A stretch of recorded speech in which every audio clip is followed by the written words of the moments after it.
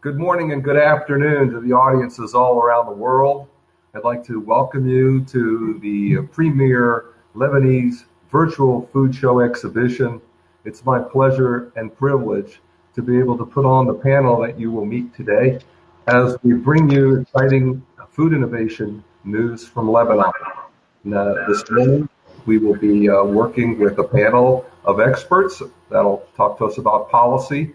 We'll also be talking about food innovation, and we'll also be talking to a manufacturer that does work in the United States successfully to help our audiences understand the dynamics of the U.S. marketplace. We do have audiences across the United States, and we welcome this evening and afternoon the audiences in the Eastern European basin, particularly our friends in Lebanon. And to kick off this inaugural event, it's a privilege for the man that had the vision and leadership to put it together. I'd like to introduce His Excellency Gabriel Issa, the U.S. Ambassador of Lebanon to the United States, to open the event and provide us with some remarks. Your Excellency, good morning, good afternoon. Good morning, Phil. Thank you, everyone, and welcome to the Embassy of Lebanon. We had wished to host you in person at the embassy, but in all honesty, this is probably better because we couldn't have fit everyone in. So welcome again to the embassy, and a big thank you for our speakers and our contributors who will help us understand, like Phil said, the dynamics of the industry. And also a big thank you for all the attendees, visitors and exhibitors, and a special thank you to the ones on the West Coast. You always have to suffer and with us on the East Coast for our sake. But thank you again. I know it's very early for you.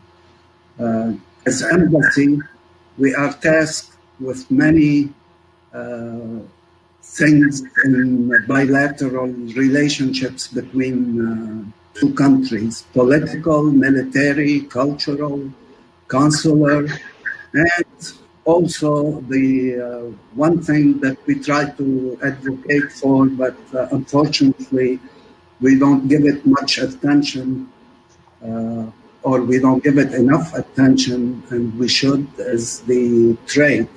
While all other aspects might have some tensions sometimes, I see the trade as being one that can really develop much better relationships in all the other aspects. And if we all work together, we can, of course, turn it into a win-win situation for both countries. And this is what we're trying to do through these projects. We started with the food and beverage industry, and there is an obvious reason for that, because the Lebanese cuisine in general has been accepted within the U.S. market, and we have already established some foothold within the U.S. market. So it was an obvious industry to start with, but we hope to be able to continue with other industries, and there is great potential in other fields like clothing, fashion, jewelry, information technology, call centers, and many other areas. But like I said, the food and beverage industry has been the obvious first choice. Now, I'm not the expert on this. That's why we have experts here. But I know that entering the U.S. market and expanding into the U.S. market can be a very daunting task. But on the other hand, it could also be a very rewarding endeavor. And there is no better company to exemplify what I'm talking about, that it's daunting and rewarding than our main sponsor, Cedar's Food, who happened to be started from the kitchen of our honorary consul in Boston, Brahim Hanna and Mrs. Hanna. And I'm sure they went through a lot to be able to expand, but the rewards, they ended up, because they did it professionally and they knew how to market themselves and provided high quality products. Now they are the pride of the Lebanese food cuisine, and they have expanded all over the US and all the major retailers. So, like I said, I want to thank them for sponsoring this event. And also, I know they sponsor many other events with the embassy here in the US and in Lebanon. So a great thank you to them, and they have never been stingy with their advice in the industry. Anyone who needs to get in touch with them, please do. I'm speaking on their behalf, but I know they always help us. Also, as embassy, I don't want to mislead anyone. We're not party to any agreement between two companies. Our task is to act as facilitators and through things like through projects like this medium and this platform. But we do encourage all kinds of bilateral contacts and agreements, and this is why we're having this event. And again, please, as far as embassy, will always be there to facilitate any kind of contact between any two parties. And for that, I know I'm getting the credit, like Phil said, but really there is a great team in the embassy that did the hard work, and they are behind the scenes. So I would like to thank them, starting from our diplomats, my deputy, Wa'el Hashim, who was representing me and following up on this project, and Consul Rawi. From my office, there is Noel and Kamal. So please, I encourage you, anybody with who needs additional information or contacts, please to contact them. And of course, I don't want to forget the initiator of this project, our economic attaché, Abdullah Nasir-Eddin. So please, he's available at any time to be contacted. Also, I know many of the attendees are already in the food industry, and this is a great way to learn and be coached by great experts. Hopefully, they will be introduced one by one. Phil will introduce them, and I thank them again.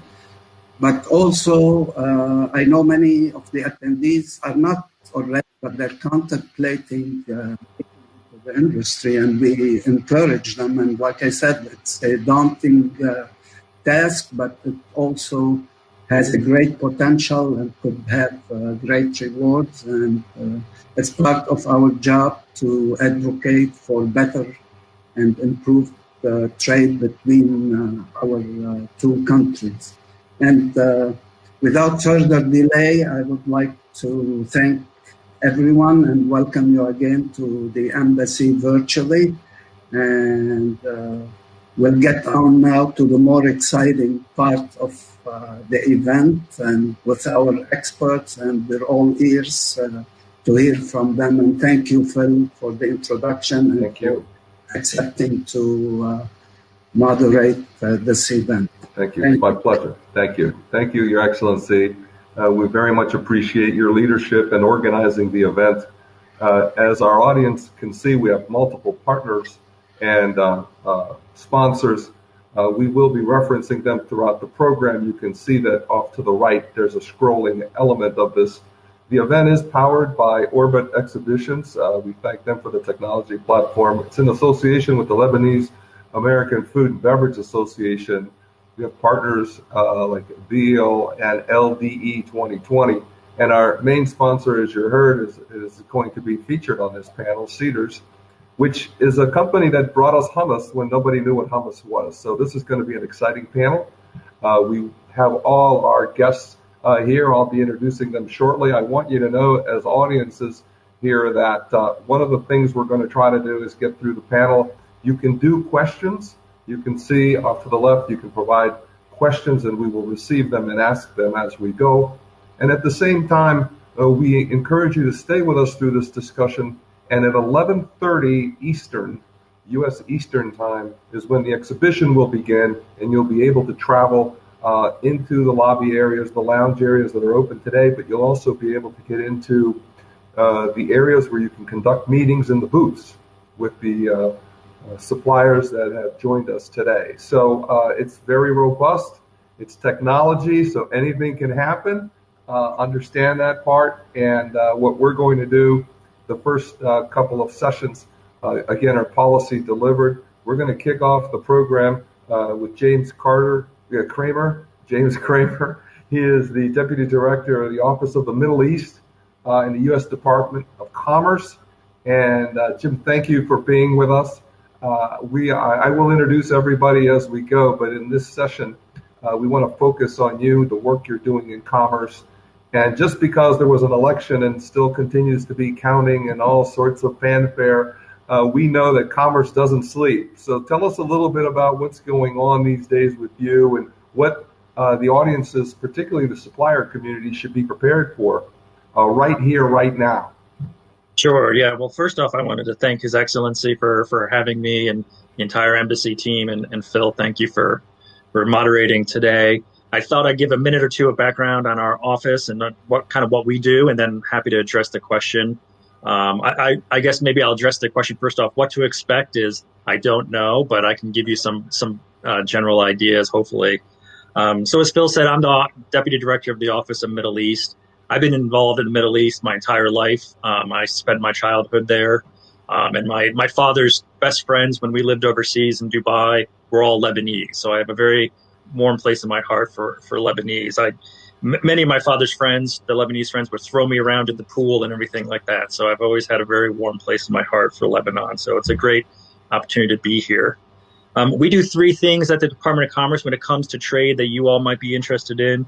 We obviously do trade promotion activities. So we do a lot of delegations from overseas posts to the United States or vice versa. In the food and beverage area, a couple of the shows you may know where we have presence is Gulf Food in Dubai. That tends to be in the February timeframe, and then also Fancy Food in New York. So we often have foreign delegations either at Fancy Food, or we'll take U.S. delegations to Gulf Food. So if you're looking to meet with U.S. companies, those are two great platforms that we are often at. We have overseas posts. We do have an office in Beirut. It's staffed by two local hires. They're fantastic, and they are great points of contact for learning more about some of the trade promotion activities we do. My office, we also work on trade barrier issues. I won't belabor that point. For those of you who are not yet entered the United States, we also do investment promotion. And so we help foreign companies sort of navigate the United States as best as possible to determine where they may or may not want to invest. And so I think, as His Excellency said, it can be daunting in the United States because it's so big. I mean, we're a continent and a country, basically. And it's very diverse. So doing business in Boston is very different from doing business in Dallas. It's very different from doing business in Portland. So if you're looking to invest and set up in the United States, please let us know. can refer you to some of the state level actors, some of the city level actors. I think the hardest part that I've heard from foreign companies who are starting in the United States is, again, it is so diverse, and that, one city may have a different tax incentive than another city, and they're all in the same state, and then each state has different ones. So it's just kind of an interesting time, or interesting place to do business. In terms of the political transition, I think it'll happen smoothly. And like as Phil said, commerce doesn't sleep, so we'll continue doing what we do. And luckily, as His Excellency said, we tend to work in a win-win area, so it's not very controversial, regardless of party and leader. People want to do business. Yeah, that's exciting, Jim, because I don't think a lot of people understand the resources available. I do want to point out that we have handouts, and we will be posting resource information that we are given. We have some material that the audience can click into in the handout area, and we'll also be providing contact information. Just to plug you, Jim, is there anything that you can speak to right now when we think about the future of events, what you're preparing for in that regard as we get into the question? Sure, yeah, and actually, I mentioned to Phil when we spoke last week, is our office, in slang terms, we're upping our game when it comes to Lebanon. And so for a little while, Lebanon was a quieter portfolio for us, but we've just brought on some new hires, and they're a lot younger and more energetic than I am. And one of them is really taking charge of the Lebanon portfolio here in Washington. So we're looking to do more in and with Lebanon. So I want to add that as a chapeau.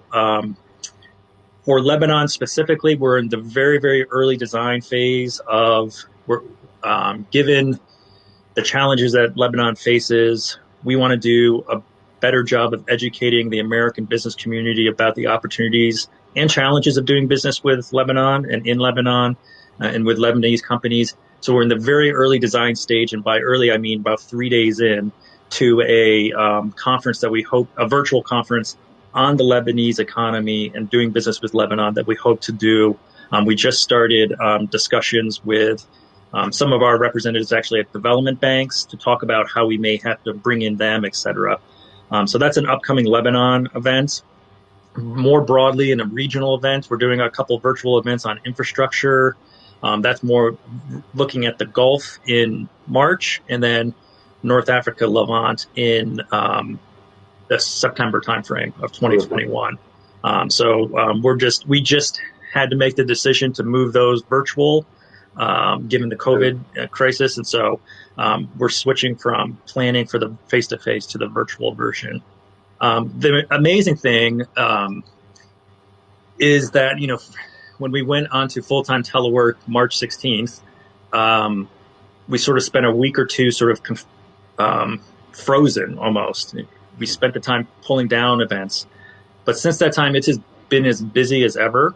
I think we're all getting our sea legs when it comes to leveraging virtual environments for trade shows and for even one-on-one matchmaking meetings. Yeah. So it's been as busy as ever. So it's very interesting to see. That's good. I think everybody's interested in this business-to-business environment, particularly the meetings. But, like I tell everybody, before they go to a meeting with a buyer, they better be aware of what's going on in their marketplace and what's going to impact them.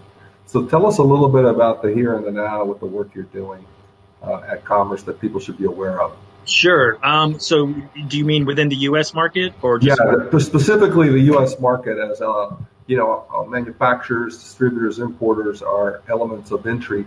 Bob Bauer is going to talk to us a little bit about what goes on the import side, but I think policy-wise, you guys at Commerce have a lot to say about, we just heard about the EU tariffs and what's going on there, but other things that, are specific. Sure. Yeah. So, and food in general. Yeah, sure. So it's, so we have a very strong agricultural sector, obviously, in the United States, and that includes sort of a food sector. Now, in terms of trade policy, that means they have a very large say in our trade policy, which is, their right.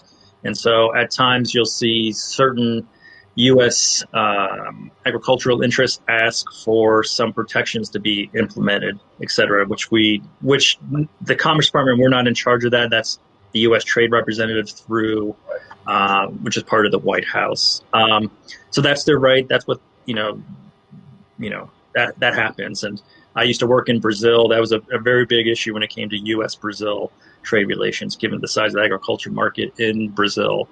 But I would say sort of in general, the U.S., we are always one way or another sort of open to trade and free trade, right? So sometimes we're a little less open, sometimes we're a little bit more open. And it kind of depends on what the American people are telling us through elections. I can't say what a Biden administration's policy might be. You've seen in our current administration a desire to offer up some more supports and protections for certain industries, but it hasn't really fallen in the food sector. You've seen it more obviously in aluminum, steel, et cetera, is the famous one. So I would say, for a company that is not yet set up in the United States, is not to worry too much about the trade policy side of things. Right. It's really to worry or think about or spend your time and resources looking at those specific local areas you may want to do business in. Because again, it's so diverse. If you start getting lost in broad national policy, you may not have the opportunity, the energy, the resources to really look at why is New York better than New Jersey? Right. Why is New Jersey better than Indiana or not? Yeah. That's great. That's great to hear because it's important where everybody, particularly wanting to enter the U.S. market, can go get information and resource and dynamics. Jim, thanks very much for that overview. That's really good. We hope you can stay as long as you can because it segues beautifully into our next guest, Bob Bauer, who is the president of the Association of Food Industries. I've known Bob for a while. Food industries is a big term. Bob, why don't you tell everybody about AFI and that great work you guys do, particularly import-export and the policy side we can talk about. Welcome to the panel, Bob. All right, great. Thank you, Phil. Pleasure to be here. Just quickly, AFI, we actually should probably be called the Association of Food Importers or Food Import Industry because that's what we focus on, imported foods. So our members and the folks that we work for basically are the U.S. companies doing the importing or foreign companies shipping product to the United States. And we are sort of the go-to organization even for folks in the government when they have questions about how is this going to impact the import end of things. And so we've been around since 1906. I haven't been around quite that long, but I have been here now 25 years with AFI. So I've seen a lot of changes over the time, and as Mr. Kramer was saying, sometimes it's in general there's free trade, and I think we're going to see a shift back more toward a free trade kind of environment coming up, and I know that's something we're looking forward to. Yeah, I'm sure it's trying to figure out what the implications of the election are and how it will affect policy. Despite the fact that we're still in the midst of this, and we'll see what our new president-elect has to say about it January 21. Right now, we're in the midst of something you've been very attached to, you and I've worked on in the past as it relates to the EU tariff situation. Can you talk a little bit about that situation right now, how it might affect our audiences that are importing, and then the other things that you're working on that are specific to the here and the now? Okay, glad to. Yeah, with the EU situation, it's incredibly frustrating because it's an aircraft dispute. And food and agriculture is being targeted as much or more than aircraft are. So there was no way for the industry to prepare fully. I've been on several events over the last couple of days trying to get the latest, what people are thinking about what's going to happen. And the consensus seems to be that not much in the first 100 days of the Biden administration in terms of trade issues. So I think the EU situation is going to sort of be on the back burner for a little bit. We were very surprised that the EU announced and implemented tariffs in retaliation on the dispute. Just real quickly, it's Boeing and Airbus subsidies that are being disputed, and the U.S. is able to collect more, and I think they might go and do that now. We just don't know what's going to happen over the next 70 days with the administration and what they'll do on the way out. But in general, we're hearing things will be quiet in the immediate future in trade, and then it'll shift more toward back to where we were in terms of more free and open trade, which is really something we should be looking for. And then just real quick too, in terms of what's here and now, one of the most important things for food companies is that all facilities, whether they're in the United States or anywhere in the world that are shipping product here to the United States, they have to renew their registrations for those facilities with FDA. So if you haven't done that yet or are not familiar with it, you'll have my contact information and reach out. We could give you a quick one-pager, tells you what you have to do and all that. You have to do it by December 31st. So we're right in the middle of the period. And there is a new wrinkle this year in that each facility, no matter where they are in the world, has to get a DUNS number, a Dun and Bradstreet number for that facility. It's free. There's a bit of a backlog, so I do encourage you to take care of that as soon as you can. Bob, as I see some questions, I think, can you just spend a couple of minutes at a very high level speaking to that particular simple tactical thing that has to be done because it is, the clock is ticking. Sure. Yeah, basically what it is it was in response to the 9/11 attacks. They were concerned that terrorists would use food as a vehicle. So they made every facility, wherever they were in the world, register. At that time, it was only once. That wasn't very effective. The database was out of date within a year or two. So now every 2 years, in the last quarter, we have to renew the registrations. And the only difference for a foreign facility is it has to name someone in the United States to be their facility registration agent. And all that is a communications conduit, for the most part. It's communications conduit between FDA and that facility. So we serve as the FDA facility registration agent for any of our foreign members that want to do it. So we're for many hundred companies. And we're constantly in contact, helping them when FDA has an issue. But right now, the issue is renewing those registrations. And basically, it's just sort of contact information. Okay, here's where we are, key personnel, here's how to get a hold of us, and here are the product categories we deal in. And you have international members, yes, from all over the world.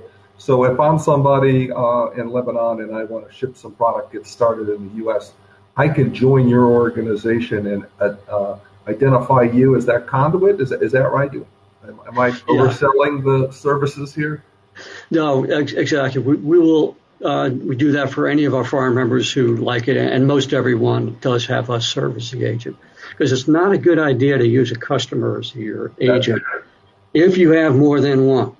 If you have one and you're only going to have one for 2 years, then it's okay. But if Phil and I are both buying from you and I'm the agent and something comes in, a question about Phil, I may not address it as quickly, or Phil probably doesn't want me to know what's going on with his entries. So it's usually not entry specific, but there have been times when I have. So that's why it's best to use a third party.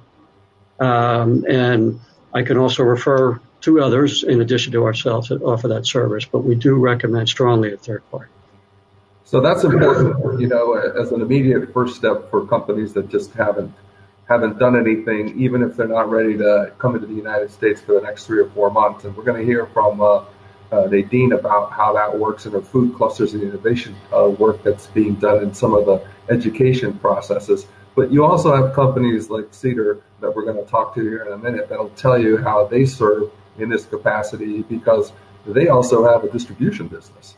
So that's really important. Let's stick with this services piece. So I know that's an important element for somebody that's starting up. What's the next thing they should be doing, Bob, as they think about, importing goods and what happens with an importer? Because some of the people we're talking to that are listening to us are just starting to get their feet wet here. Give us a little bit of that insight. Okay, I'm glad to. Yeah, and you're not alone in terms of newly to the market. There's a lot of that going on right now, and maybe a silver lining within this dark cloud of the COVID pandemic is that we here in the U.S. and I think elsewhere, people are wanting something new. So ethnic foods are doing very well right now. Center store items are doing very well. And the restaurants that are allowed to open, from what I've seen, the ethnic restaurants are outperforming the others. But the other step, in addition to registering to get started, is to make sure you, from where we stand anyways, make sure you have your food safety documentation up and running, and you have to be willing to share it with me or I can't do business with you. I have to be able to verify that the food I'm bringing in on a lot-by-lot basis is safe. Okay, so you have to be willing to take the steps needed to produce safe food and be able to demonstrate it. And that's a selling point for you, because if you can do it, but your competitor across the street can't, I can buy from you, I can't buy from the competitor. So that's definitely something to do. And I would also suggest that you vet your customers a little bit, potential customers. If you were to reach out to me and I knew nothing about any requirements for making sure you're supplying me safe food, that might be a warning sign in terms of other ways that I'm not doing what I should do in business. So you want to ask your potential customers questions as well. In addition to the normal, how are you going to help get my food sold and all that kind of stuff? What have you done to understand the regulations? And what have you done to be able to help me sell this product further along? And part of what you'll do there is try to identify your target audience. If you're a smaller scale producer and your target is perhaps small ethnic shops or specialty shops, an organization like the Specialty Food Association that puts on a fancy food show, a lot of their members own those types of shops, so the brokers that are in there would be excellent sources for you. If you're a much larger scale type of operation, then the companies that are importers in AFI are going to be in a better position to help, because they're importing container loads, many container loads at times. So you want to be able to determine who can best help you, whether it's in the U.S. or any other country. You want to take a look at some of the resources that are out there in terms of associations and all. Yeah, as it relates to food safety and quality assurance, is it important to be aligned with the importer? Is it there, or is it, again, another third party that should be considering? What's your take? The importer, definitely the importer.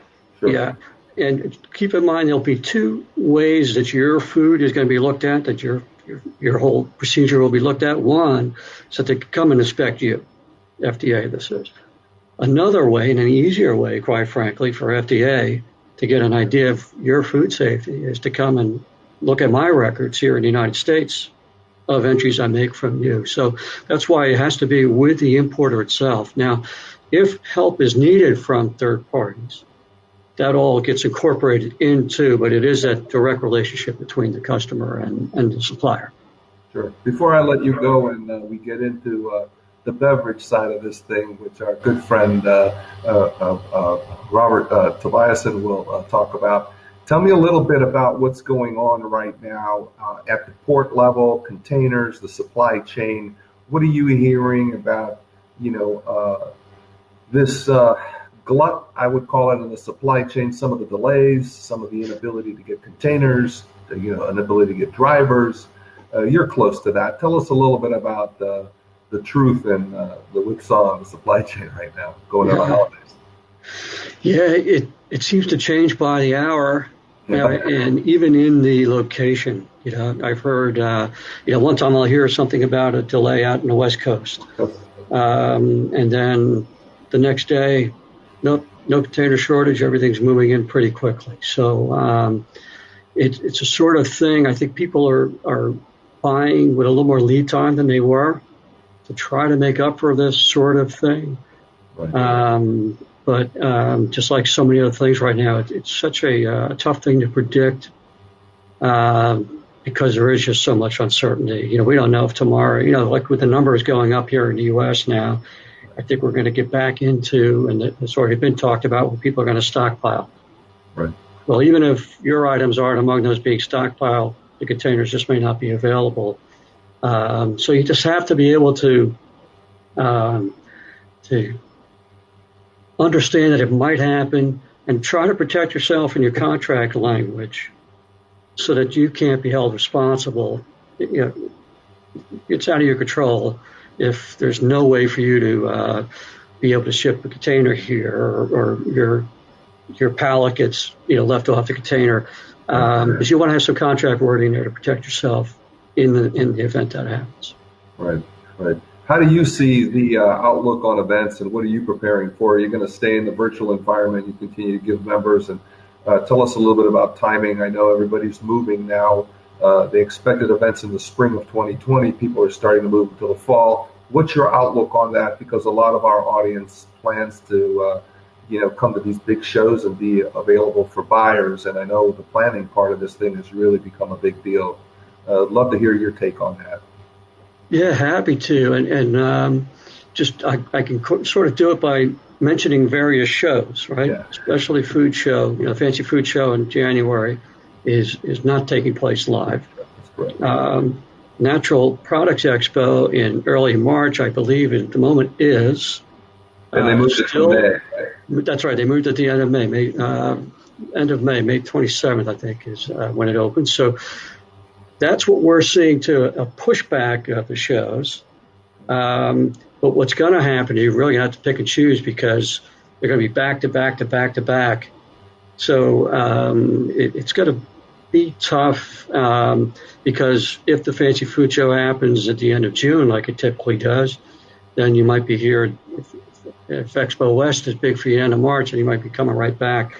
We're hearing, I participate in a lot of association world kind of events, and the thinking is that attendees of all sorts, of all industries, are going to expect a virtual component of all trade shows now.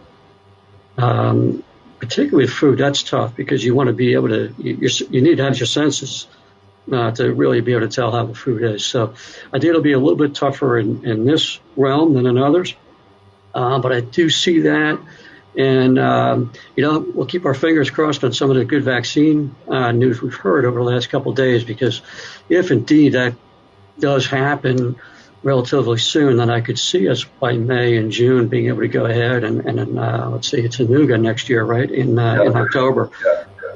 So I know I'm looking forward to that. So I really would love to be back. I think we will by that point if these vaccines pan out. Well, thank you, Rob. That was great. That was a lot of information. We know you're a great resource. AFI has always been a great partner for global entities trying to get connected into the U.S., and we really appreciate all your leadership as well. So as we have talked about food, and now the intricacies get a little more complicated when we start to talk about beverage. The president of the National Association of Beverage Importers, Robert Tobiasen, is with us today. Thank you for being here. And we'd like to hear now from your perspective a little bit again about what the organization does. We know there's some phenomenal wines that come out of Lebanon, along with some other spirits. And you're the man in D.C. that knows the whole beverage piece, which is really complicated beyond not just the national level, but it's regional and state and county in some instances. So the complexity is incredible. Kick us off, Robin. Tell us about the organization and then the resources, so we can get into some questions. Thank you, Phil, for that kind introduction. And thank you, Excellency, for the invitation, for the privilege of participating in this wonderful event. Navi has been around since 1935. It has evolved as the alcohol industry has evolved over the years. We basically serve as the eyes, ears, and voice of alcohol beverage importers in the United States. As Phil has pointed out, alcohol it's a subset of food. So all of the requirements that Bob Bauer or James Springler's talked about immediately apply, because distilled spirits, wine, beer are a food. But we have another level of requirements that also come into play. And as Mr. Kramer said, they can be daunting because, as you point out, there are federal requirements, state requirements, and in some cases, even local city or county requirements. And our role at Navi principally deals with the federal requirements, but we do interact on the state requirements as well.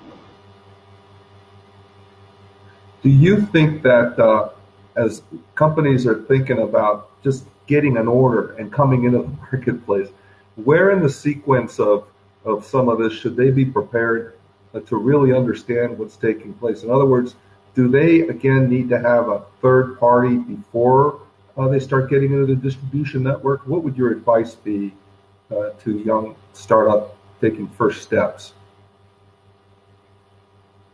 It's a situation where I think you first need to understand the various requirements for importing beverage alcohol into the United States. Because if you're going to reach out to an existing importer, a customs broker, if you want a situation where you want an importer who will be promoting your products to distributors and retailers, or if you want a situation where you have found distributors and retailers who are interested in your product, and you just want the importer to facilitate the entry of goods into the United States. There are various ways to do this. But in all these cases, you really need to know the regulatory requirements. And because in those discussions with the importers, areas you may want to deal with in your contract, as Bob mentioned, you just can present your case stronger if you demonstrate that you understand the regulatory environment. I'll go into some of those requirements in a moment, but I did want to echo some of the comments that in your dialogue with Bob on containers, for example. I've had members tell me that shipments that used to take 30 days to come to the States now take 60 days because of container shortages. There are still canceled sailings or blank sailings. So a lot of times shipments have to change the last minute and come in at a spot price, which is much higher than a scheduled price. COVID-19 adds additional dynamics because now containers have to be desanitized after they're emptied before they're refilled. And there are debates between sellers, importers, purchasers as to who's going to bear the cost of that, because nobody's contract currently covers them. Social distancing issues at the ports mean that truck deliveries to load exports are now taking 6 hours where they used to take 3 hours, because you have to limit the interaction between people loading and unloading the containers. So there are huge additional questions that none of those contracts that Bob talked about were envisioned in the past. So I think it's really important this is not going to be the last national emergency pandemic we face. What is unique about this, we've had hurricanes, we've had earthquakes, we've had terrorist attacks. Those are all localized, isolated incidents, if you will. It's the Southwest of the U.S. with an earthquake. It's the Gulf Coast with a hurricane. This is global. Every country in the world is facing it. So even diversifying of your supply chain sources, you still run into the same problems if you're importing wine from Italy, Lebanon, or the like. So you have to think about those. Yeah, it sounds almost too much to take on as a first time entrant. What advice would you give again to who? There's a common theme here with Bob talking about it too. That there need to be feet on the ground here in the U.S. and they definitely need to have somebody that understands the marketplace. From your perspective, and your members' perspective, who should they reach out to help them identify that? Or what are some of the things that you would suggest they do in developing criteria to find that local point of entry that's going to help them? Whether it's a distributor or possibly a broker or a sales agent of some sort, should they start that way? Should they pick a county? How would you advise them, knowing the complexities here, Robert? Yeah, there's no one size fits all situation right here.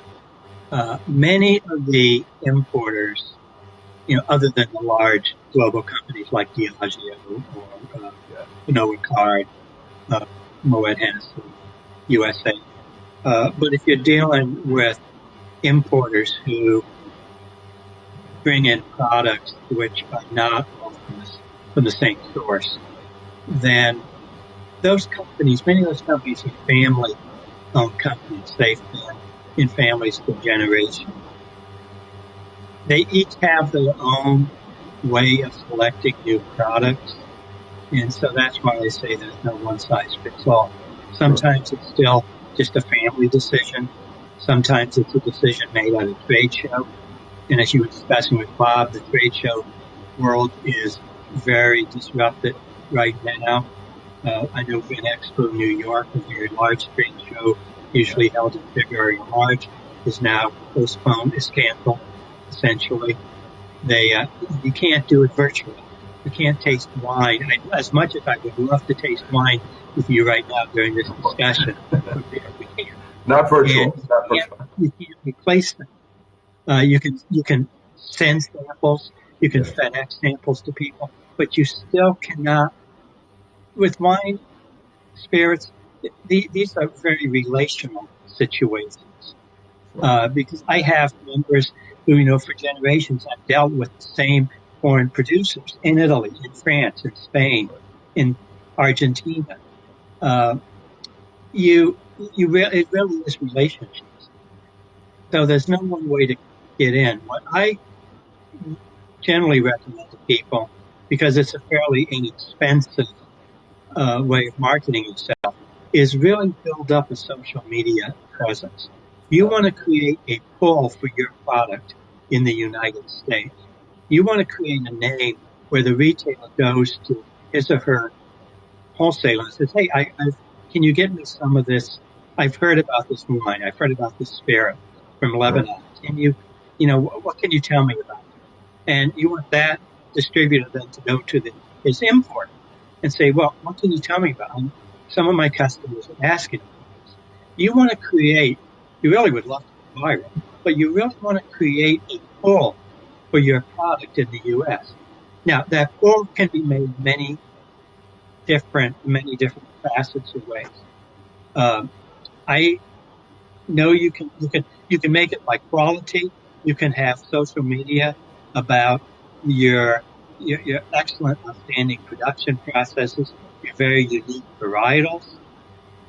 There are many ways to approach that from a quality point of view. Or what I really want to get at is you have to tell a story, and you have to be very authentic in that story, because people on social media are going to check out your story. And if you have made any fibs or lies in your story, or misrepresentations, you are dead on arrival. You cannot fix that. You only get one opportunity to make that first impression. So you can market quality. You can market stories that this has been in a family for more, and I know in Lebanon it's the case. There have been wineries and families for multi-generations. Tell that story. And again, Lebanon, with the explosion in the port, with all the disruptions in the Middle East, I mean, there's a story to be told about the social good and the social advancement you can do in purchasing some of these products from Lebanon.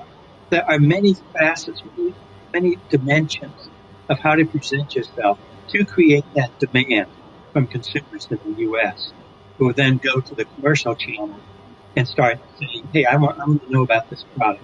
I want this product. The last thing I want to mention is quantity of production becomes important. A an importer, a distributor wants to know that there will be a sufficient volume available, that if this brand of spirits or this brand of wine becomes the next Josh winery or the next huge demand, that they'll be able to get a steady volume. Because the last thing anybody wants to do, and we do face it with some bourbons, whiskeys, and things now, the production is limited, and people have to tell their customers, well, I can't get it anymore. So really, a solid importer is going to ask you about supply chain, sustainability. And I'm assuming too, because we got some questions about labeling and registration of goods, whether it's the FDA, the USDA, in that arena for beverage, from a regulatory environment, Robert, what is the key point with respect to either registration or making sure they're qualified? Very similar with Bob was talking about with the USDA and FDA certification. Is there such a thing when we think about wine? And then I know there's a difference between wine and spirits. So can you touch a little bit on that as an entry point as well? An administrative component that companies are really going to have to think about in your category. Is that right? Yes, it's as Mr. Kramer said, it is daunting, and it truly is daunting in alcohol. The FDA is involved both with the food facility registration requirement. Between the Food Safety Modernization Act and the Bioterrorism Act, the world has changed in the last 2 decades to get food products imported into the United States. And FDA has become very important in that, but by no means the only agency involved. But with FDA, not only do you have the food registration facility requirement, you have to get advance notice of shipments coming into the United States. That you have to give that notice of arrival date no later than 5 days before, no sooner than 5 days before, no later than 3 days before arrival into the port of entry. You have to make sure that the ingredients in the product, what we call grass, generally considered, generally recognized as safe. There are various procedures to do that. FDA has a lot of requirements. Then you have the Alcohol, Tobacco Tax and Trade Bureau and Treasury, which is my background. I had 34 years with Treasury before moving into some consulting, finally this position. But in the ATF, it was, and then in 2003 it became TTB. The main thing you have to worry about is getting a certificate of label approval for your product. On both FDA's website and TTB's website, there are details about how to do this, but you do need to get a certificate of label approval. Technically, the importer gets that. The person gets it on your behalf. Yeah, but it really is, they are getting it in their own name. They need it to get the product released from custody. Just for kind of general information. Yes, please. In the last 10 years, TTB has issued 497 label approvals for wines from Lebanon, 65 for spirits, and 52 for beer and malt beverages. So wine is clearly the predominant product coming in. You have to get your import has to get its own certificate of label approval. So, for instance, if you deal with one importer on the West Coast of the United States and one importer on the East Coast, and they're unrelated, then they each have to get a certificate of label approval for your product. Sometimes that requires a submission for formula approval. If it's, say, if it's a liqueur or a blended product, a flavored spirit, flavored malt beverage, you need a formula approval. Did you submit the TTB before you get to cola? There's one last requirement that becomes important in the case of Lebanon. Since about 2005, and this is a result of trade agreements that the U.S. negotiated. It principally arose out of trade negotiations with Europe, with the EU, but it affects everybody. For wine to be imported into the United States, natural wine, there means varietal names and the like. You have to produce those wines in accordance with U.S. winemaking practices. We call them cellar treatments. Unless the country of origin, like Lebanon, has a mutual acceptance agreement with the United States, saying we accept your winemaking practices and you accept our winemaking practices. It doesn't have to be a big treaty. It can be an exchange of letters between USTR and your government and embassy can handle this, and I can work with the embassy on this issue. We have those agreements with Australia, New Zealand, Chile, Argentina, Uruguay, European Union, South Africa. So most major wine producing countries, the U.S. over the last 10 years has entered those agreements. If you don't have an agreement, then you have to file a certificate verified by your government that your wine is made in accordance with the U.S. winemaking practices. There is a link on the TTB website that will take you there to the portion that will let you know, one, what countries have those agreements. Two, if the winery in Lebanon has already filed one of those, that will be posted on the TTB website. And unlike a label approval, you can use somebody else's certification if it's for the same product. It becomes a little more complicated, but it's one thing that your producers face, that wine producers face, that 90% of the wines come from the United States do not face. In addition to TTB, you have to also deal with customs to get your products released. Frequently, a customs broker will handle that for you. In many cases, my experience is that the customs broker is also the one handling the food facility registration. Importers, in many ways you deal with the import company, but the import company relies heavily on its customs broker to do things. So there's a relationship there where you really need a good customs brokers. And there are customs brokers that specialize in commodities. So there are some that specialize in beverage alcohol. And they don't deal with cosmetics. They don't deal with pharmaceuticals. They only deal with beverage. So you really have to do due diligence on who is your customs broker. Sure. So to wrap this piece of it up, clearly a lot of information. There is some complexity. It sounds like a company really needs to understand its capabilities before it takes the dive. It sounds like it could go state by state. It sounds like it definitely needs boots on the ground.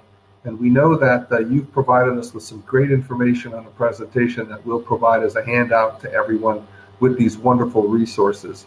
At this point, thank you very much, Robert. That was absolutely terrific when it comes to the beverage scene.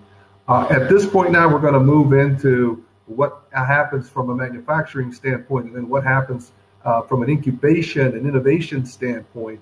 And we're going to focus our attention to the other side of the world over there in the Eastern Mediterranean.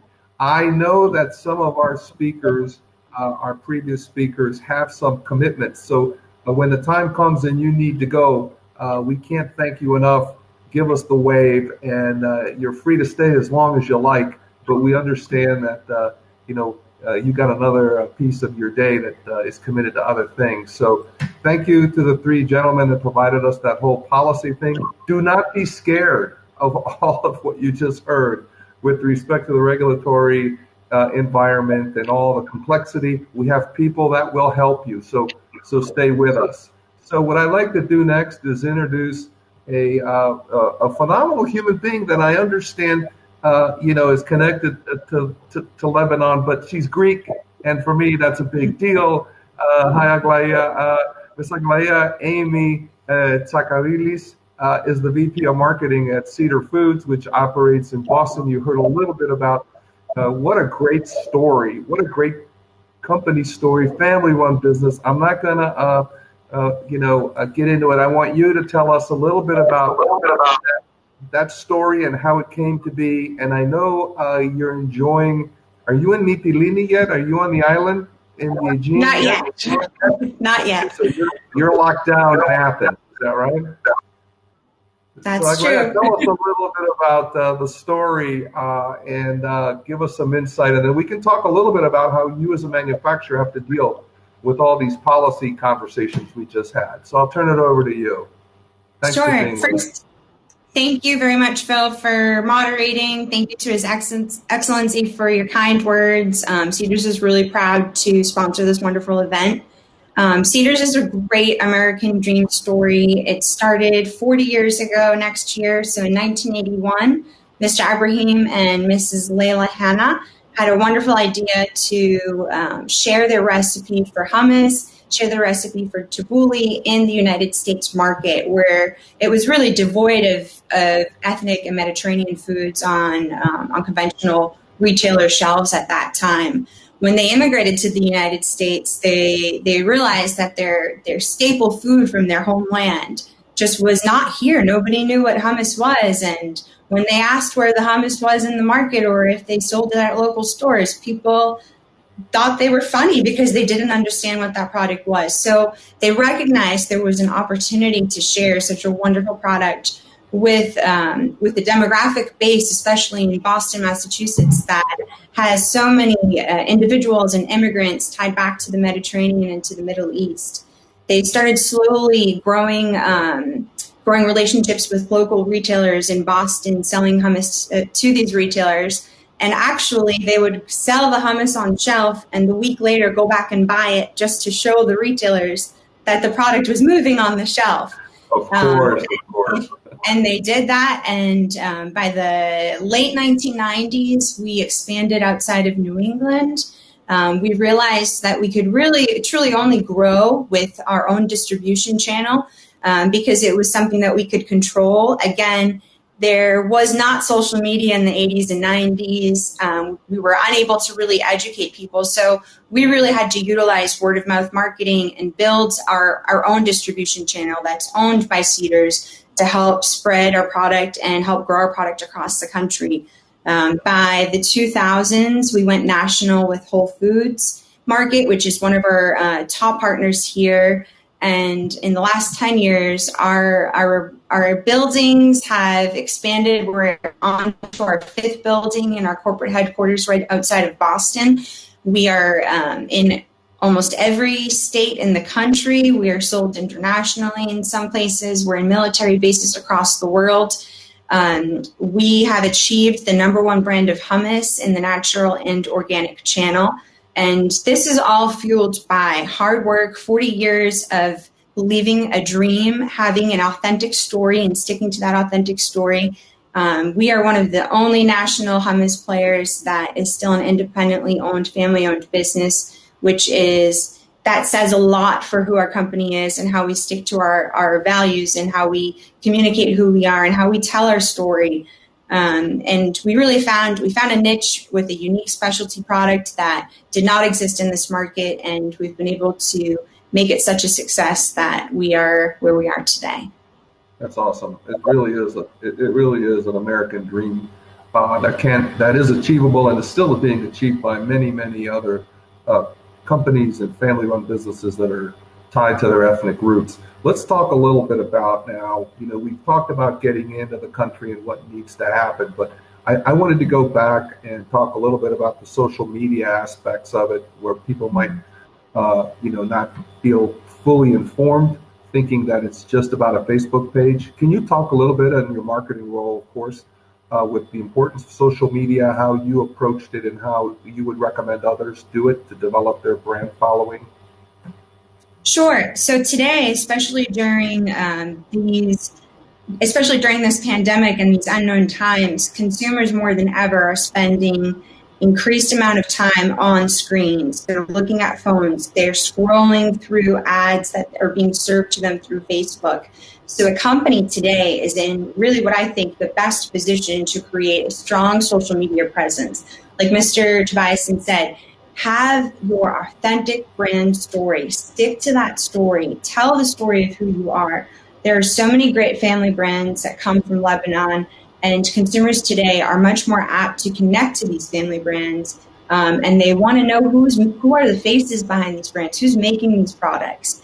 And having a social media presence does not just mean having a Facebook page that showcases and becomes an extended website on social media. It means utilizing these platforms, Instagram, Snapchat, TikTok, Facebook, utilizing these platforms to reach different demographics of consumers and articulating a message specifically for that demographic for that social media platform. Beyond just controlling the communication and telling your story of who you are and telling consumers what your products are, today we are in one of the best positions ever to utilize social media to advertise. It's much cheaper than out of home, like billboards. It's much cheaper than print. You can serve and create specific ads to target consumers that live in specific geographies. You can target consumers that shop at specific retailers. You can target consumers that purchase your competitors' brands of wine or food. And you really have a unique position today to reach these consumers on another level and utilize technology and utilize social media to serve them ads that are relevant to them. It's very important for new brands to invest in marketing upfront in order to sustain and maintain longevity in the U.S. market. U.S. market is packed with new brands. We've got new brands emerging every single day. We have new products that people would never even think of every single day. So being able to find your complete brand story and tell that authentic story and connect with consumers that are definitely interested in hearing that and creating specific targeting parameters for these social media advertising opportunities is very critical and very important. I wanted to get your insights here too with respect to building a shopping cart on your site. As much as you're well distributed and you do direct business to business work, and you even have a distribution company we're going to talk about in a minute. Tell us a little bit about the dynamics in putting up your own shopping cart on the site and doing business that way. Sure. So Cedars actually no longer has its own shopping cart on the site because our product is perishable, and in order to get your product across the United States, it has to be shipped overnight, which is expensive. If you have the ability to utilize e-commerce and utilize a shopping cart on your website or utilize an e-commerce platform, do it.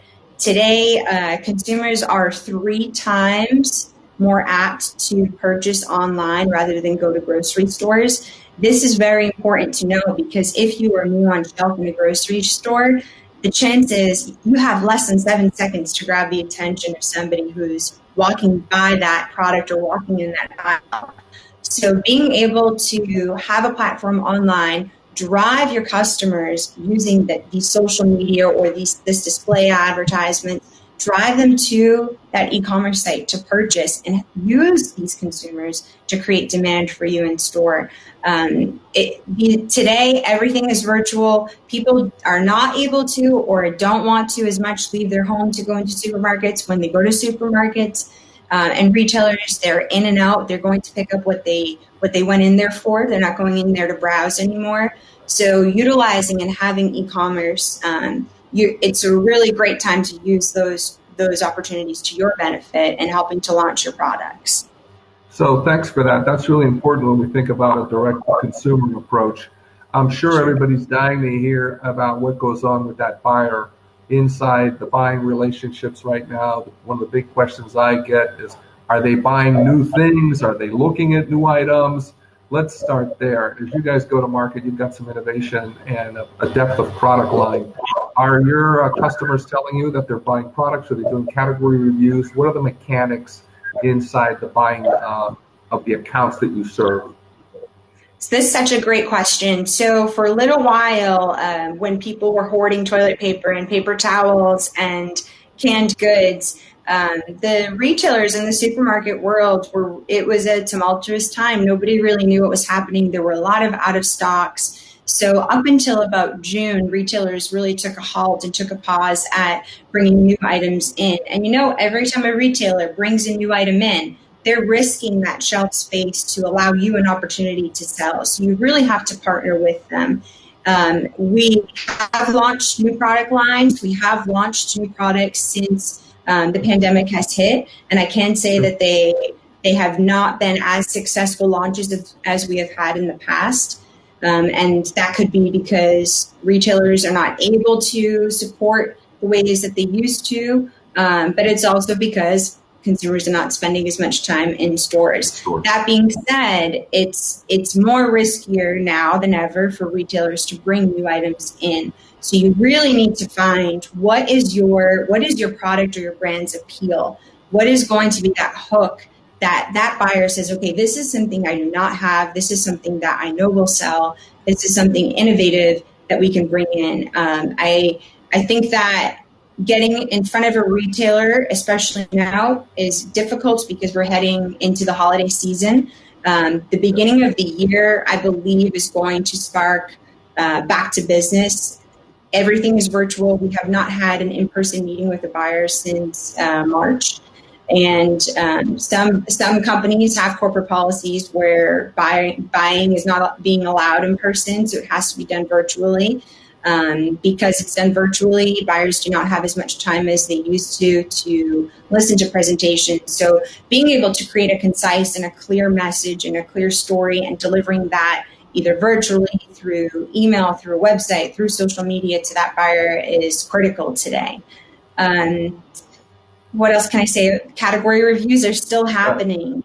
Keep going with those. Keep going, because if buying goes the way I think it will, and next year it will go back to business, even virtually. So I think that it is important to submit your products and submit your stories.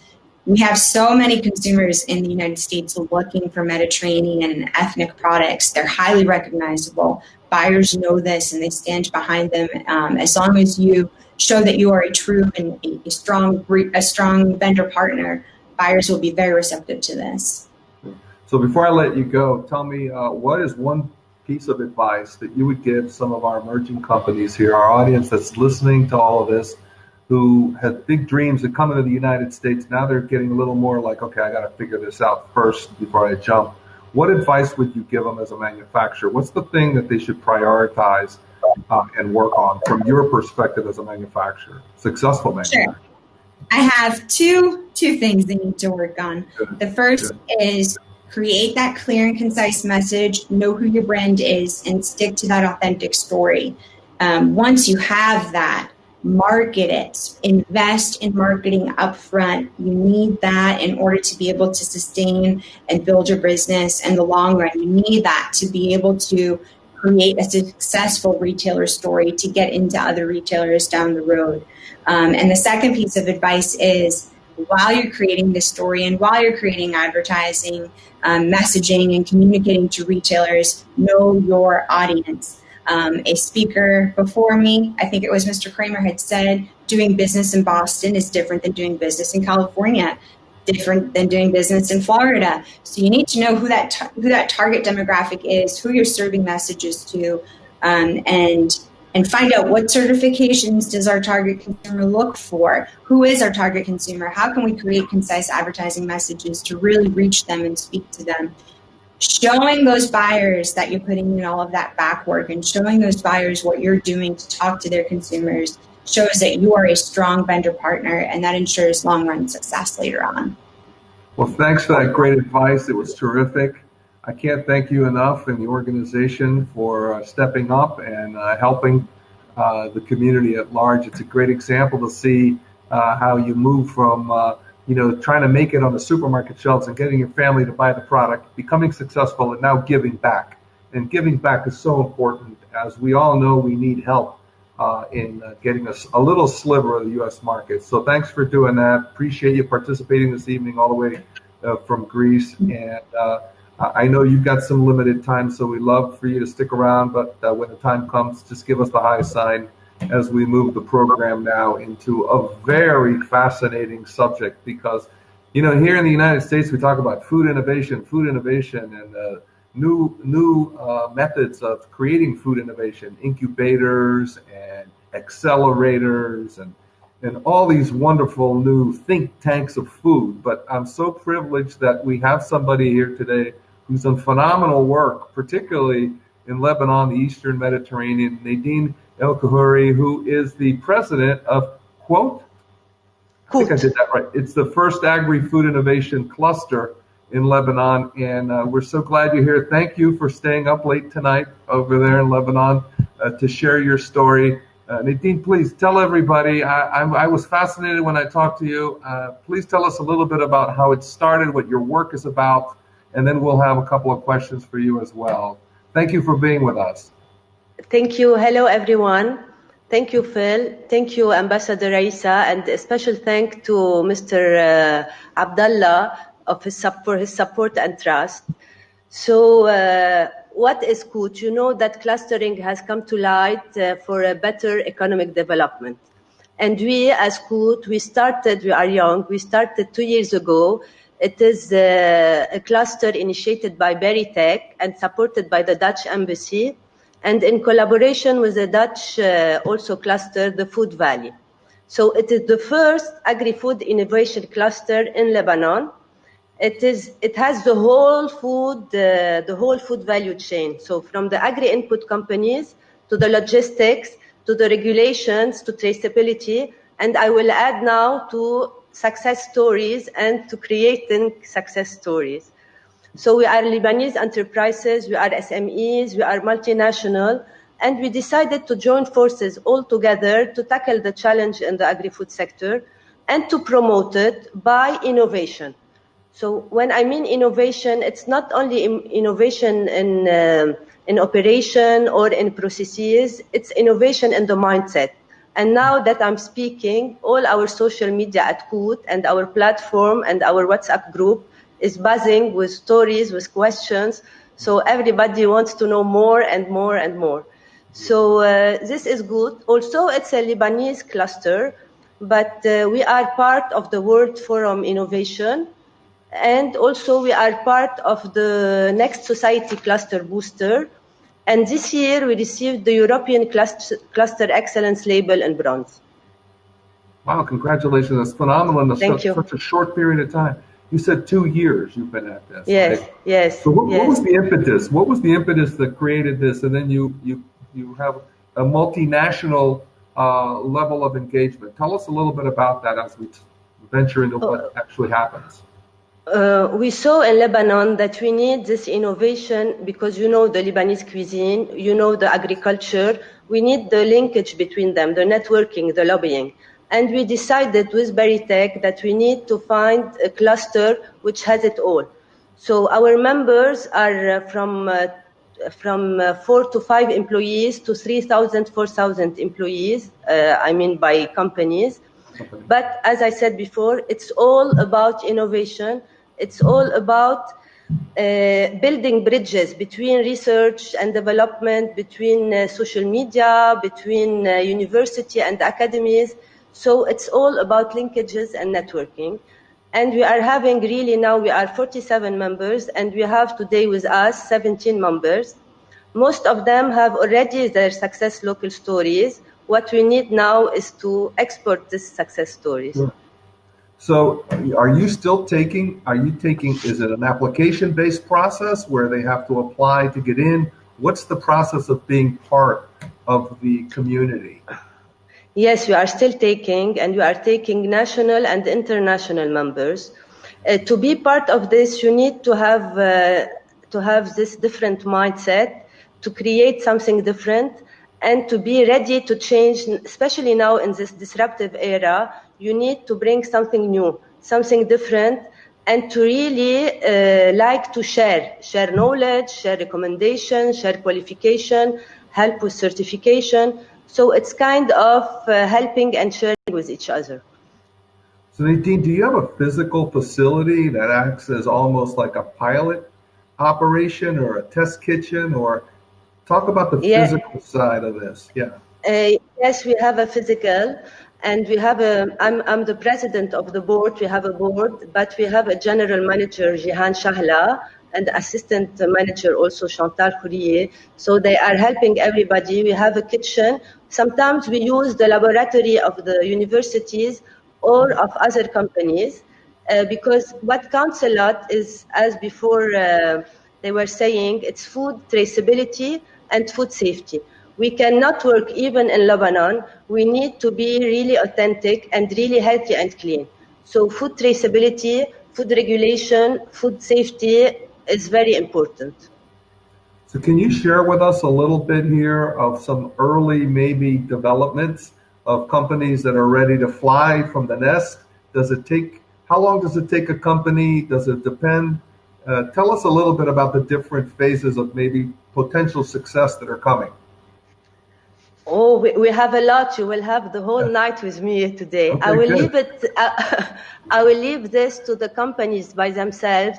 They will talk about it in the lounge, because we have a lot of success stories, either in the beverages, in gin, or either in wine, or even in some food like hummus, also like cedars, or in za'atar. I don't want to miss anyone, or in cheese. Sure. We have plenty of nice stories. And you know by now that Lebanon is known by its taste and flavor. So we need to put Lebanon back on the map, on the global map. And now with all the globalization, and I would like to thank you again, I think it's more easy. I know there are a lot of regulations, but we can do it. All CUT members can do it. And with your help and the help of the embassy, I think we can reach it very quickly. Yeah, I think so too. It's fascinating for you to say that you started with a mindset change. Can you just spend 2 minutes talking about that? Because most people want to get and create the next new product and then have a new operations that's secret and a new packaging that nobody has. But you said you start with mindset. Tell us just a little bit about what you look for there. Okay, first, because sometimes you have the idea, you have the concept, but you don't know how to share it or how to put it. So what we do in CUT is we are really helping this clustering effect to really help him and innovate in this product and bring something really new to the customer, to the end consumer. So this mindset should be, before people used to keep everything to themselves. In CUT, we believe that sharing is the most interesting thing, especially now with everything is happening and with the crisis and with the COVID and in Lebanon with the economic crisis. You need to share, you need to help, you have a lot of good people, you have a lot of resources, of human resources. You need only this to trigger them to really bring new stuff and new ideas. So this is what CUT really is. And I'm assuming that you have a group of professionals and resources from all over the world, or tell us a little bit about the people that are involved in helping and guiding. We have a lot of consultants coming mainly from Europe, from other clusters, but also we have a lot of local consultants which have a lot of diploma and they know what to do. And now what we need from you, Phil, and what we need from this exhibition is to find these other consultants to know really where to go, what are the requirements needed, what are the trends in the USA now. Is it the e-commerce or as Aglia was saying, or it is more on the supermarket things. And what we need also, we need investors, not only consultants, because we believe that Lebanon has a lot of potential, but we need investors to have this partnership, this joint venture all together. Sure. So that was the piece that here in the U.S., Some of these models come from academia, some are privately funded. Some of the big brands like Nestle and Kraft and General Mills created their own centers of these incubation, but they're a little different because they use the same processes that they use in the big brand, and it doesn't work. So it sounds like you're creating this multi-global, multinational institution, right? You've got a lot of the fundamental building blocks. Now, as we all think about this, you need commercial assistance to enter the U.S. Is that what you guys are exactly trying to figure out? Okay. Exactly. And that's one thing. So there's institutional knowledge about the market. The other thing, I guess, is that you touched on that I wanted to ask you about is the financials. So do you not have financial backing, or how is it? Is it sponsorships? Are you still looking for investors? Is it a public-private trust? How are you set up to fund your activities today? You can spend a couple of minutes. We are still supported by the Dutch embassy, but yes, what we need is really to have investors that believe in this cluster, that believe in the members. I told you before, each member has its own entity, has its own company, but we need this continuity because we are new. We are young, we are different, and we believe that we can make a real change in this in Lebanon and abroad. So, and the clustering is really nice because you find that investors are more, they trust us because it's a legal entity. Already it's by Beritech. It's the trust is here. The interesting thing is they're going to market there. Are these companies have already been in a market in Lebanon or Eastern Europe someplace?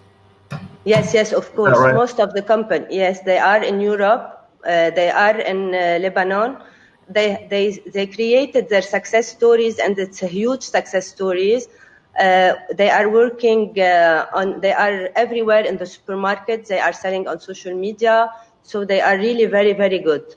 So they're go ahead. Yes, and now I will send. We can send all the list of the members in either in coffee. Also, I forgot the coffee or anything. They are there. They are present, and they are already exporting to Europe. Most of them, not everyone. Right. So they're market ready. You prepare them, and they're market ready. And we're going to meet some of them as we open the exhibition here in a couple of minutes. They're here with us, so our audiences can visit them in their booths. Yes. It's fascinating to hear that all this is happening, especially in a time where there's a lot of challenge and the economic environment is tough. We've seen other countries come through financial hardship. Your partners across the way there at Greece is trying to do the same kind of thing. But, the most important thing is the wherewithal to keep going and having the community stick together, and in this forum, be able to help each other and share this information. Thank you very much for sharing the information, Nadine. I look forward to learning more about it and visiting some of these. Ladies and gentlemen, I'd like to thank you very much. We'd like you to stick around for a little bit. We have one more presentation that'll come at you just to give you a sense of what's going on with Lebanon Food and Beverage. There's some wonderful videos we want to show you. They're very short and very fast. The show floor opens in about a minute. If it hasn't opened already, we welcome you to stay, get on the show floor, see what's going on, meet some people, and know that we can take your questions continuously throughout the day. And there's resources from the embassy that you heard about today that you can reach out to help you get more information. I can't thank all of you enough for spending the time to participate. Your Excellency, thank you again for your great leadership. I wish you a great rest of the day. And please enjoy the show, the virtual show, and please make sure you provide us with some feedback, because these are the type of things we like to learn from and grow. So enjoy meeting our friends on the floor, and have yourself a great rest of the day. Thank you very much for participating and being with us. Thank you, Phil.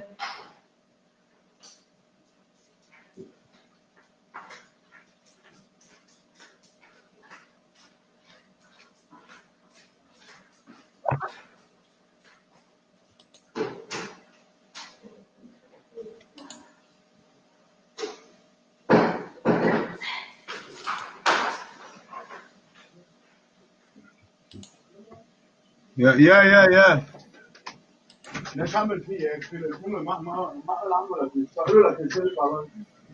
are hearing you guys.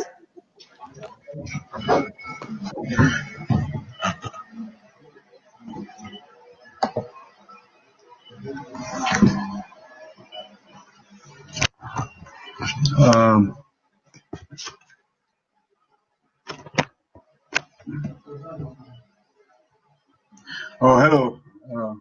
I'm live. Huh? Yes.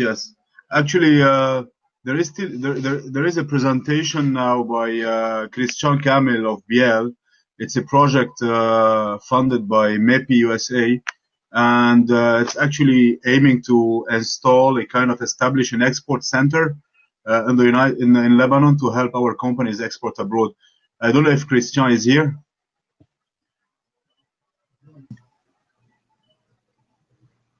Yeah, thank you, Christian.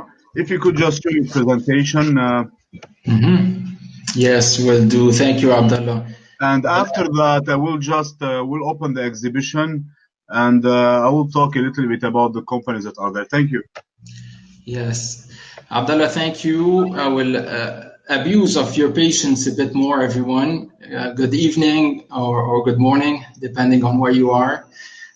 First off, a big thank you to everyone who organized this, Mr. Ambassador, Abdullah, and the whole team. You did an amazing job under the circumstances. Very difficult what's going on today, but it much needed platform for us here in Lebanon to create these links and these networks. So if you may, I'm just going to take a few minutes to introduce a project that we have been working on for a long time, but which officially started a couple of months ago. I'll have just a few slides to help me through this.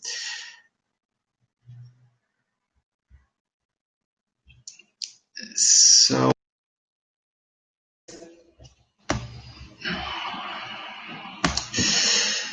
the Biel project, which stands for Business Innovation and Enhanced Exports for Lebanon, is focusing on building an export economy for Lebanon's agri-foods. We have been hearing from all the excellent panelists this evening on the importance of being export ready, of creating networks, of reaching out to the world today more than ever. The Support Business Innovation and Enhance Exports for Lebanon project has been launched by Fairtrade Lebanon and funded by the US MEPI team. The aim is to create an environment that enables business development and empowers 100 Lebanese MSMEs and cooperatives by increasing their competitiveness internationally. I think everybody knows the current state of the economy in Lebanon. We are going through a tough time, and it's more important than ever to expand our sales and our export capacity. As of August of this year, exports had dropped by 27%, and the trade balance recorded a deficit of upwards of $500 million. So the capacity of our companies, of our industry, to branch into the export markets is more important than ever. Biel intends to tackle these challenges, and our main objectives are to increase export capacities of Lebanese businesses, increasing business growth for Lebanese MSMEs and cooperatives, and increasing cooperation among Lebanese producers, government institutions, and other industry stakeholders. Biel focuses on three main pillars. The first one being access to market. Through a partnership with the Association of Lebanese Industrialists, we will be establishing an export bureau and a web community for exporters. During the course of the project, we are planning and executing a nation branding strategy to increase the visibility and create opportunities for Lebanese exporters. A bit earlier in the evening, there was discussion on the importance of creating a pull, creating an interest. and getting our products known. Lebanon is known for its culinary heritage, and we need to give it more importance, more visibility. Among the initiatives as well, creating a strong network with Lebanese embassies, economic attaches, and collect international market data that will help companies here in Lebanon take good business decisions. As well, we'll be providing business development experts and targeted marketing campaigns to support international sales. Well, that's in the access to market pillar. If we're talking about access to standards, if we want to enter the US market, we need to be at a certain level of quality and have the needed certifications. So the project will focus on establishing a quality and standards bureau, on providing trainings and guidelines to obtain international certifications, and on training on international rules and procedures to help ease trade barriers. The third pillar that BL will be focusing on is access to finance.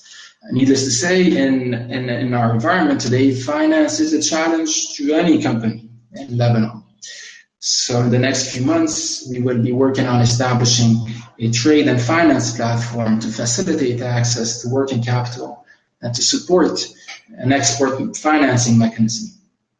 It will be done in part thanks to the establishment of an export credit agency to ensure access to insurance, credit enhancements, and facilitating access to international funding. And finally, we all know the importance of the Lebanese diaspora, their willingness to be part of the solution today, and we're planning on tapping into this diaspora to secure sufficient funding capacity through the credible and transparent platform.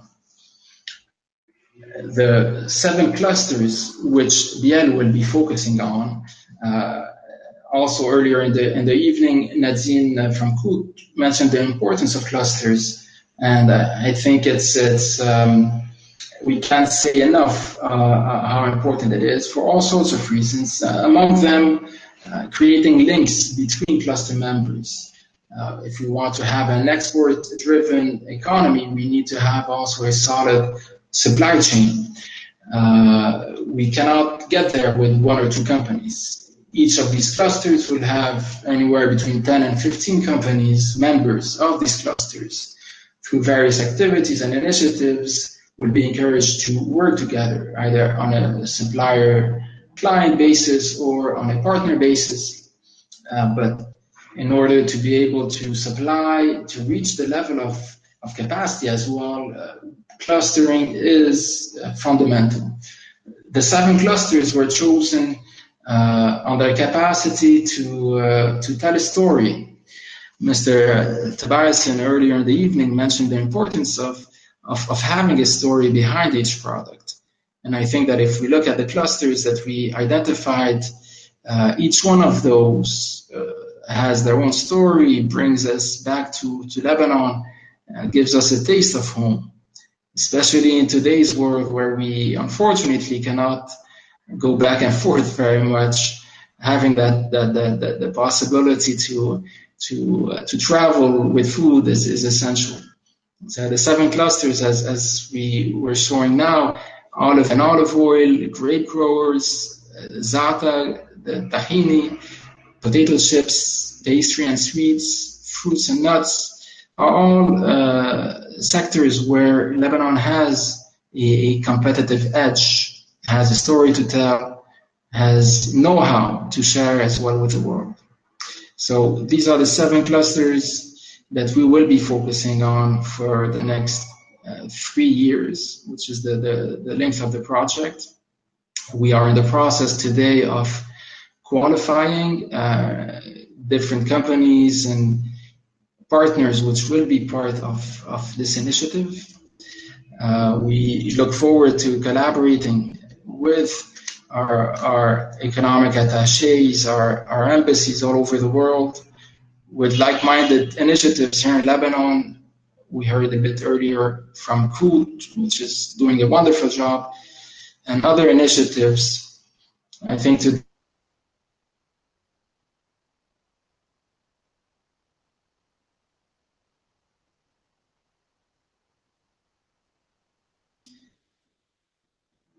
I think the main message today is that we're not looking for help, we're looking for partners, and we will be doing the rest of the job on our side. So that was the quick intro to BL. Hopefully we'll get to meet, discuss in the near future. Don't hesitate as well to reach out. We have a booth tonight if you have any questions. And hopefully we'll get to meet in person at the next Lebanon Food Show.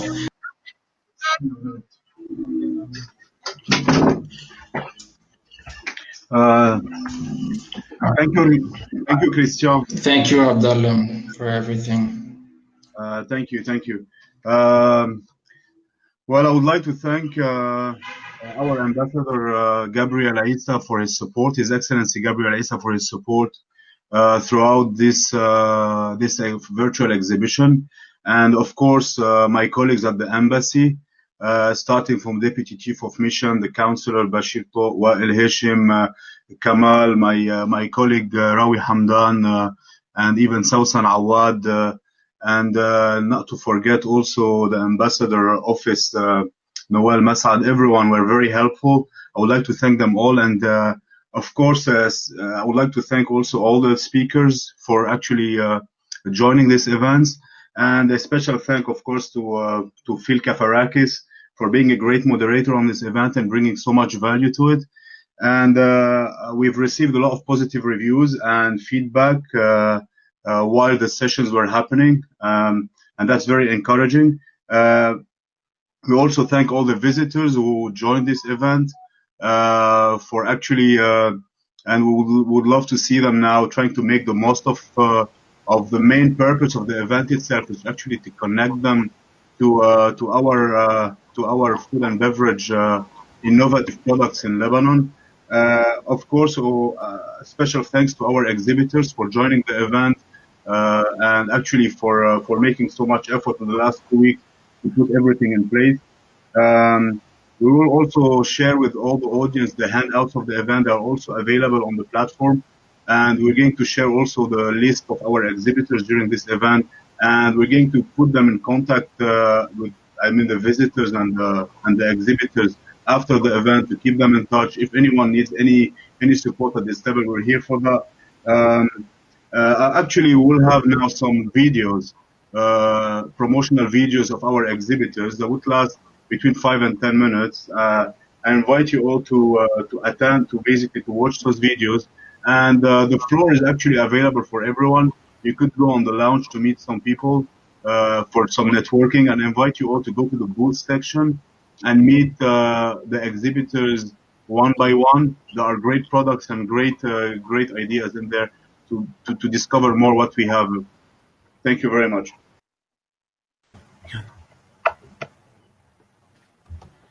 Is it working? Yes.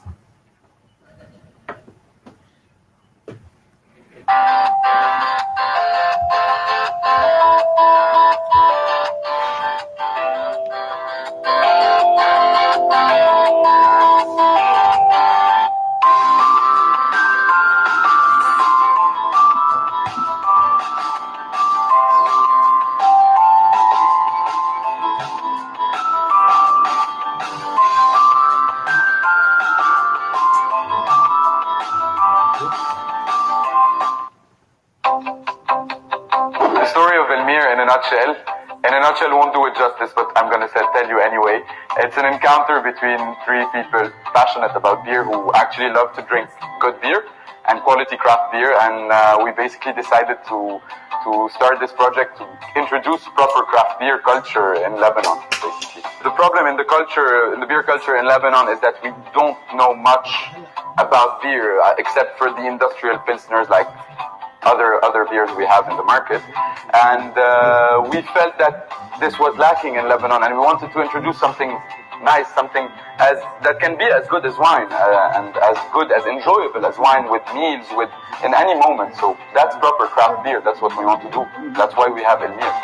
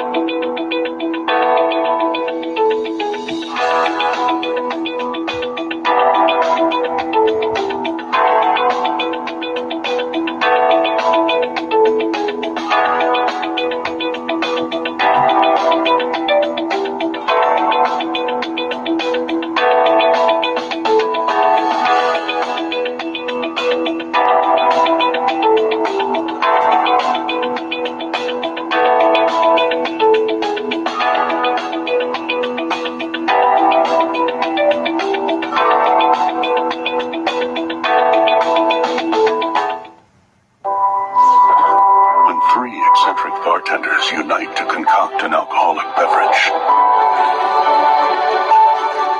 When this locally distilled spirit is handcrafted at every stage of the process, and the outcome is a mystical blend that leaves you yearning for more.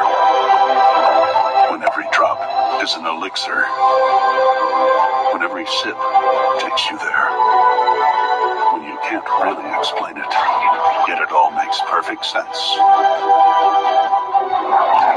Only then will you have a brotherhood to follow. What does it mean to know better? It means staying authentic, being honest, and keeping things simple, which is why we believe knowing better makes all the difference in the world. Cedars, know better hummus. One bite of Cedars, and you'll know authentic Mediterranean flavor. The importance of a family recipe, and that it's made to share. One bite of Cedars, and you'll know it's not just the original hummus, it's better hummus. Authentic family recipe, simply delicious, made to share. Cedars, know better hummus.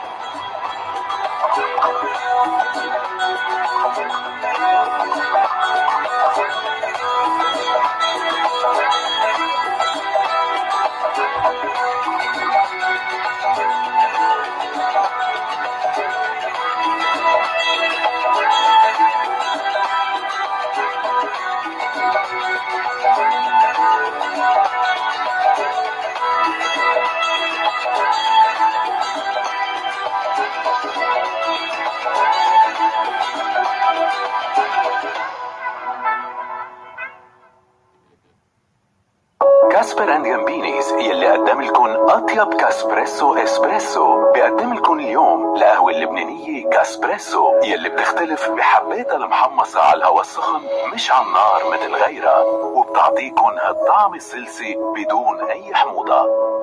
كاسبريسو القهوة اللبنانية الوحيدة المحمصة على الهواء.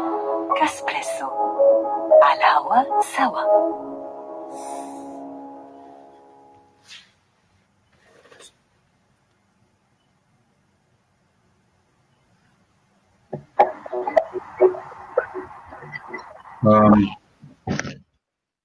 Thank you, Wael. Thank you. That's actually most of the videos we have. Now I invite the whole audience to meet in the lounge and to move around the whole exhibition and meet the different exhibitors for the next hour. So basically, we have an hour, 5 minutes to actually create some networking in the event. Thank you very much. Thank you all for joining.